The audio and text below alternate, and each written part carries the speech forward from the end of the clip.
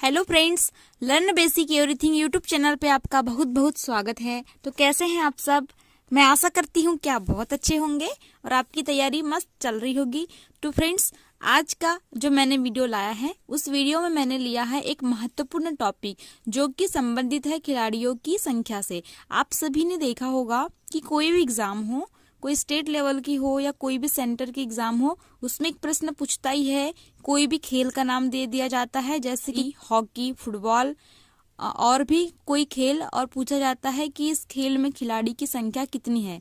तो इस वीडियो में सारे ही खेल के खिलाड़ियों की संख्या जो है कवर हो जाएगा। तो आपको वीडियो में अंत तक जरूर बने रहना है क्योंकि वीडियो बहुत हेल्पफुल होने वाली है कोई भी एग्जाम के लिए।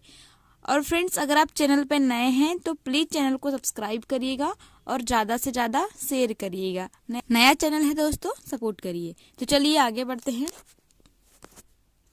सबसे पहला खेल लिया है मैंने कैरम।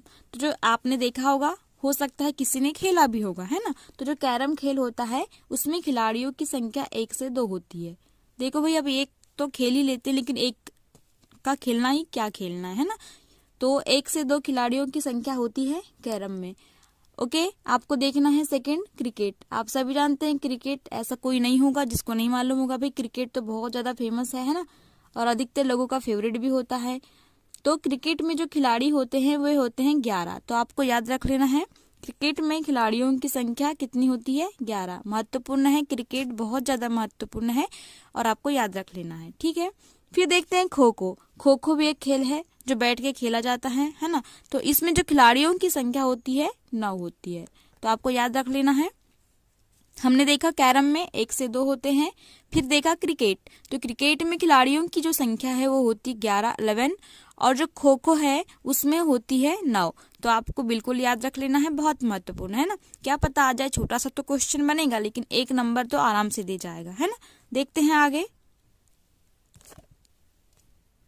जिम्नास्टिक एक खेल होता है। तो इसमें हमको खिलाड़ियों की संख्या दी हुई है 8।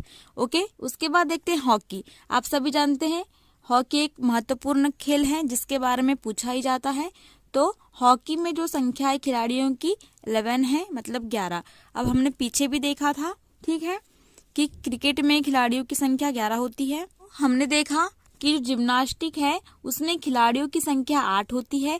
उसके बाद हमने देखा कि जो हॉकी है उसमें भी खिलाड़ियों की संख्या 11 होती है, जो कि हमने पीछे वाली स्लाइड में देखा था कि जो क्रिकेट है उसमें भी खिलाड़ियों की जो संख्या है, नंबर ऑफ प्लेयर्स, वो होती है 11।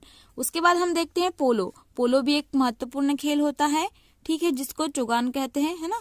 आपने देखा होगा, इतिहास में पढ़ा होगा, जो कुतुबुद्दीन ऐबक है वो पोलो खेलते हुए उसकी मृत्यु हो गई थी, है ना।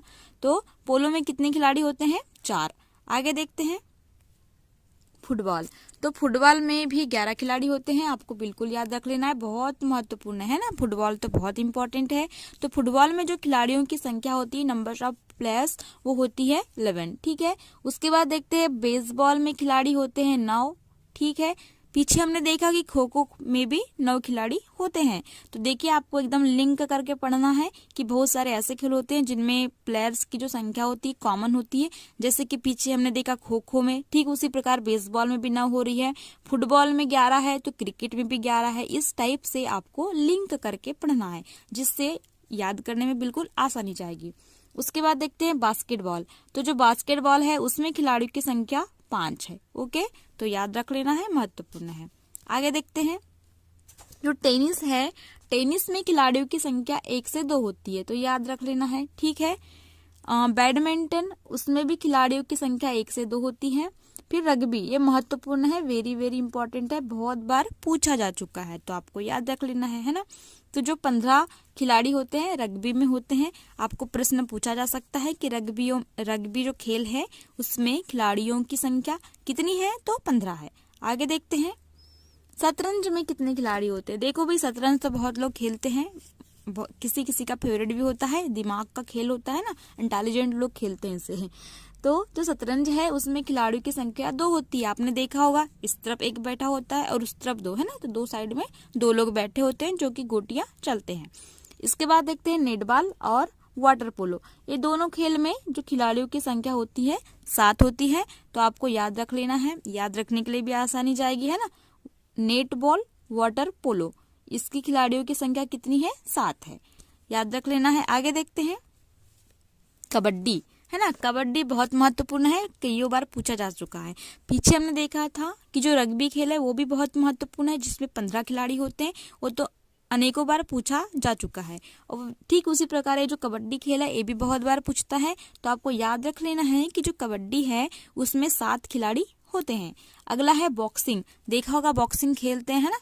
तो बॉक्सिंग जो खिलाड़ी है उसमें 2 होते हैं, तभी तो एक दूसरे को मारेंगे, 4-5 थोड़ी रहेंगे, है ना। तो जो बॉक्सिंग खिलाड़ी है उसमें 2 ही होते हैं, और भाई एक भी होगा तो अपने आप को थोड़ी मारेगा।